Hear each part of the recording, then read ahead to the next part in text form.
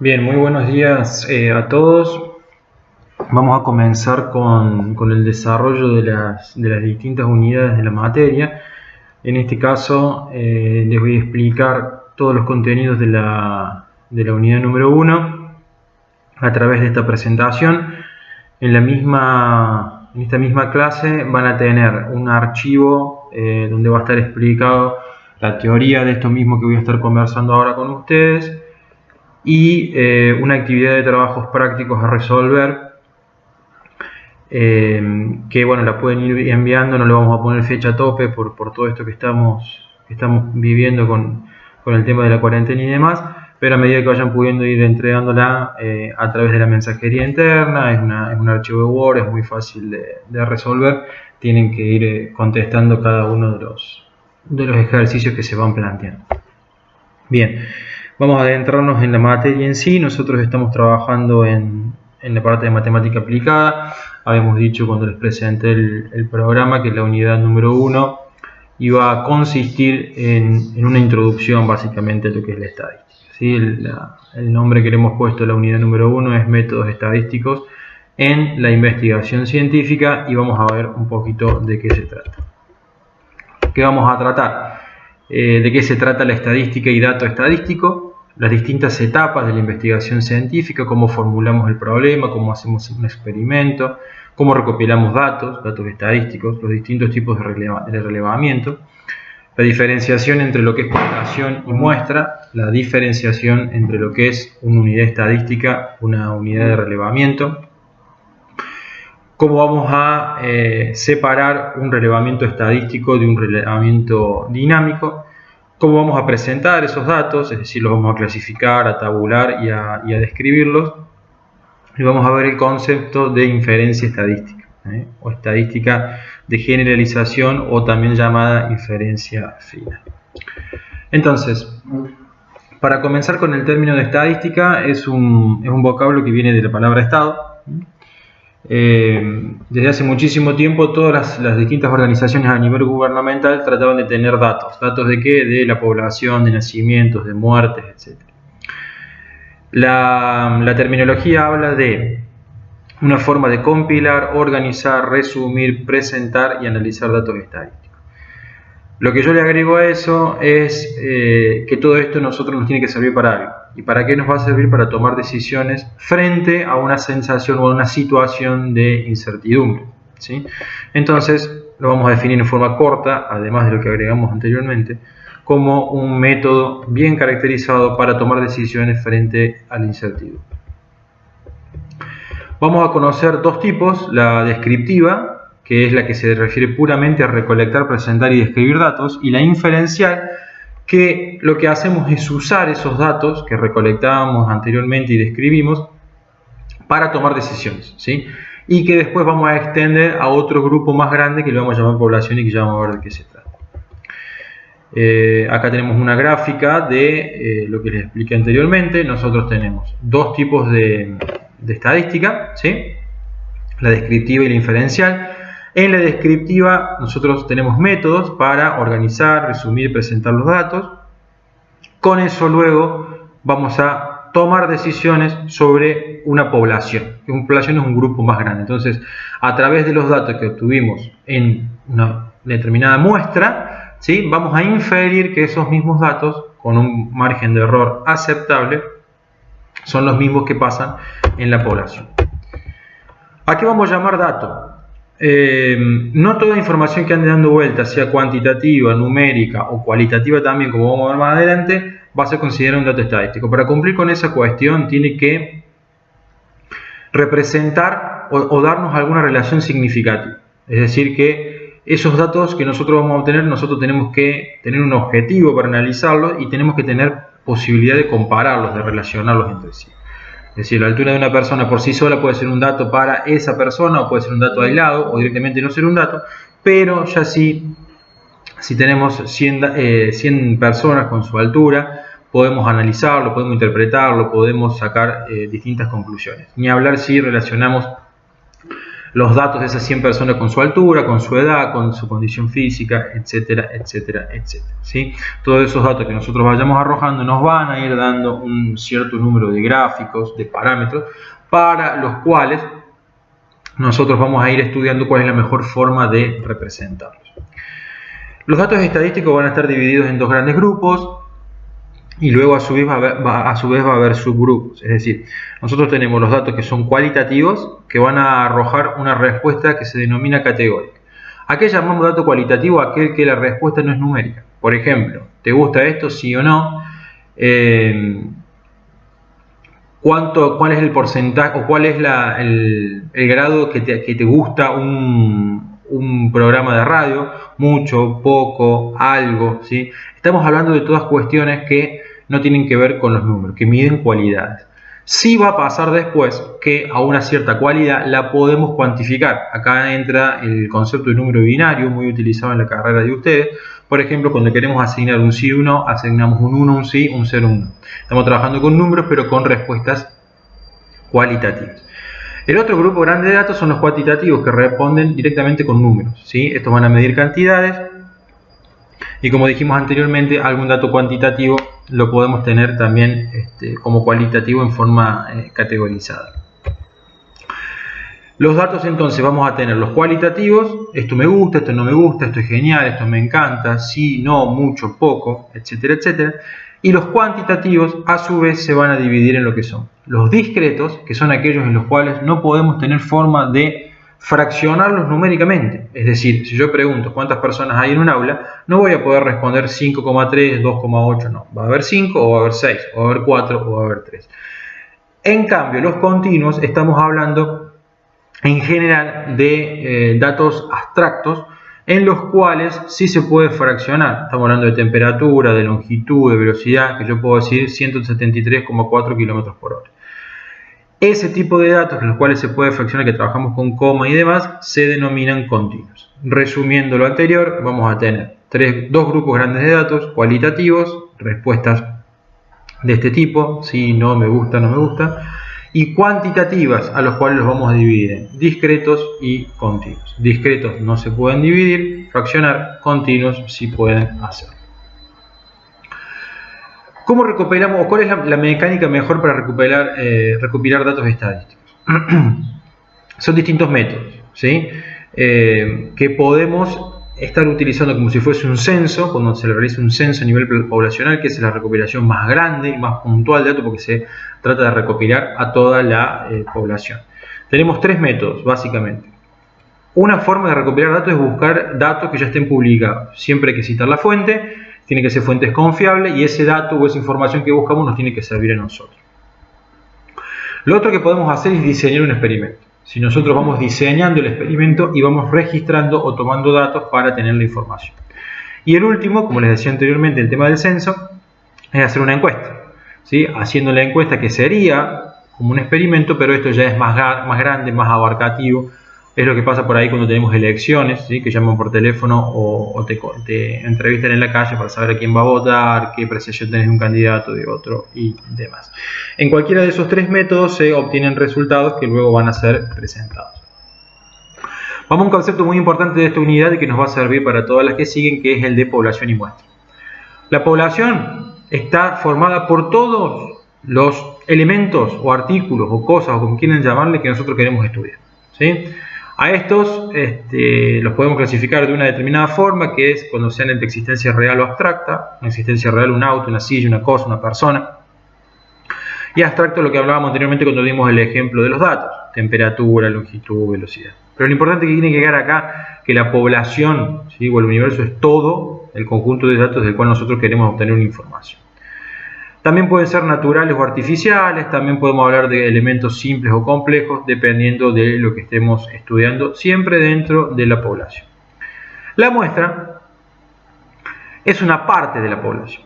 ¿Por qué se utiliza una muestra para hacer el estudio? Por una cuestión de tiempo, de costos, de recursos, ¿sí? Siempre va a ser mucho más beneficioso, más rápido, menos costoso estudiar una muestra que a toda la población. ¿Cuál es el riesgo de esto? Cometer errores. Si yo estudio la muestra y saco conclusiones sobre la población, esa muestra tiene que ser sumamente representativa para poder decir que lo que pasa en la muestra pasa en la población. Cuando estamos hablando de datos de la población, hablamos de parámetros. Cuando hablamos de datos de la muestra, estamos hablando de estadígrafos, estadísticos o estadística. Resumiendo, como hicimos en el caso de los datos, la población es el conjunto total. La muestra es una parte de la población. Y sí, tienen que ser representativos. La población es el todo. A través de un muestreo representativo, obtengo la muestra y sobre esto realizo el estudio. Acá tenemos otro ejemplo grande de lo que es población y muestra. Fíjense, la población es la totalidad, la muestra es lo que tenemos en esta parte, ¿sí? ¿Y por qué decimos que tiene que ser representativa? Vamos a un ejemplo práctico. Si yo quiero saber el promedio de nota que tienen los estudiantes del terciario del Colegio Dalmacio Vélez Arfiel, ¿qué voy a hacer? Yo sé que tengo diferentes carreras y en cada curso tengo, tengo mínimamente tres cursos, ¿sí? Para obtener un dato que sea muestrable, es decir, que la muestra sea representativa del tema, yo no puedo tomar el promedio de un curso. Y mucho peor aún si sé que ese curso tiene buenas notas, o por el contrario malas notas. ¿Qué va a pasar? Me va a distorsionar la realidad. Yo voy a sacar las notas que tiene ese curso o el promedio, pero no voy a poder decir que ese es el promedio del colegio. ¿Por qué? Y porque estoy tomando un curso que no es representativo del todo. Entonces, ¿qué haría? Tomaría una cierta cantidad de personas de cada uno de los cursos, de cada una de las carreras, ahí tomaría sus notas y ahí elaboraría un promedio. Eso sí sería algo representativo. Cuando hablamos de unidad estadística, estamos hablando de los elementos individuales los cuales queremos estudiar. Acá hay un ejemplo muy claro, ¿sí?, que no tiene que ver con la actividad de ustedes, pero es para que se entienda con lo que vamos a ver después, que es la unidad de relevamiento. La unidad estadística, si estamos hablando de un censo ganadero, o sea, queremos saber qué cantidad de cabezas de vaca o de cabezas de ganado hay en las varillas y zonas rurales. La unidad estadística va a ser la cabeza de ganado, ¿sí?, la cantidad de animales que hay en cada uno de los establecimientos agropecuarios. Si estuviésemos hablando de un censo poblacional, ahí la unidad estadística la representa la persona o el individuo. En el gráfico que está en pantalla pueden ver distintas unidades estadísticas que podemos ver en cualquier proceso productivo. Llamémosle número de empleados, accidentes, materia prima, la productividad que arroja, el tiempo, la cantidad de reprocesos que hay que hacer porque salió mal un producto, el tiempo de entrega, el número de productos defectuosos, la eficiencia, el costo de producción, el inventario, los accidentes. Es decir que una unidad estadística en un proceso de fabricación pueden ser todas esas que vimos anteriormente que podemos llegar a necesitar estudiar por X motivo. En cambio, la unidad de relevamiento está formada por las unidades estadísticas. Pero la unidad de relevamiento, como la palabra lo dice, hace referencia a dónde nosotros vamos a ir a buscar los datos. Es decir, volvemos al ejemplo que hicimos anteriormente. En el censo ganadero, yo no le puedo ir a preguntar a los animales cuántos son. Ahí voy a tener que trabajar o con algún dato que esté publicado, llámese SENASA o lo que fuese, o el mismo productor agropecuario, dueño del establecimiento, ¿sí? Entonces, en este caso puntual, en el censo ganadero, la unidad estadística no coincide exactamente con la unidad de relevamiento. Muy distinto es al censo. En el censo, la unidad estadística es la persona, estamos estudiando el individuo, y quien me va a contestar las preguntas sobre la persona es justamente la misma persona. Entonces, la unidad estadística coincide con la unidad de relevamiento. Acá tenemos algunos datos, ¿sí? Estamos hablando de volúmenes de producción, en donde los datos ya están puestos y lo que yo hago es buscar a través de la revista CREA estos datos, es decir que la fuente, la unidad de relevamiento que yo tome en este caso es información de la revista CREA. Vamos a la diferenciación entre relevamiento estático y dinámico. El estático son los datos que obtenemos en un momento determinado, por ejemplo el censo, ¿sí? Ahí tenemos información del censo 2010, en donde es como que se saca una foto en un momento determinado y se presentan estos datos a través de estadística descriptiva. El dinámico, en cambio, el estudio se va haciendo en forma paulatina con el correr del tiempo. Si se fijan, hay distintas variables que tienen las pymes para el año 2007, lo que muestra el gráfico. Hablamos de inversión, de venta, de rentabilidad, de empleo. Ahí lo que hago es hacer un estudio mes a mes, año a año, día a día, trimestre a trimestre, como quieran llamarle, de todas estas cuestiones que estamos midiendo en ese caso. Entonces la diferenciación entre estático y dinámico es que uno es una foto en un momento determinado, una fecha determinada, y el otro se va haciendo con el correr de los días, del tiempo, de las horas, de la unidad de medida que ustedes consideren oportuno para el caso que van a estudiar. Bien. Para clasificar, tabular y definir datos vamos a tener distintas opciones. La más sencilla, la más corta, es la que nosotros denominamos presentación literal. Es decir, tenemos tan poquitos datos, tan poco que analizar que podemos hacer un escrito breve de lo que hemos estudiado. Algo así sería: el estudio analizado muestra que los casos A y B corresponden al porcentaje más elevado de estudios, siendo el caso C el de valor más cercano al promedio. ¿Sí? Si bien lo estoy haciendo genérico y con un estudio en particular, lo que quiero mostrarles es que a través de un escrito muy breve, muy conciso, pero bien puntual, explico lo que está pasando en un acontecimiento o en un estudio dado. ¿Qué pasa cuando hablamos de estadística descriptiva? Acá sí necesitamos tablas, números, gráficos, cuadros, diagramas. ¿Qué pasa con esto? Es que tenemos un número de datos o una cantidad de información muy importante. Cuando hablo muy importante no es por la importancia, sino por el volumen. Entonces acá tenemos que buscar una forma de representarlo, de describirlo, recolectando antes la información y organizándola. Por ejemplo, ese gráfico que tenemos en pantalla, que son los gastos de distintos conjuntos de empresas o de organizaciones que se realizan en I+D, investigación y desarrollo. Fíjense que tenemos, por ejemplo, en rojo la curva total, en azul las empresas, en amarillo la enseñanza superior, en lila la administración pública y en verde instituciones privadas que no tienen fines de lucro. Pero para llegar a ese gráfico, para llegar a esa estadística descriptiva de la evolución de los gastos internos en I+D, hubo previamente que hacer todo un estudio, gráficos, tablas y demás para poder llegar a esta información que tenemos acá.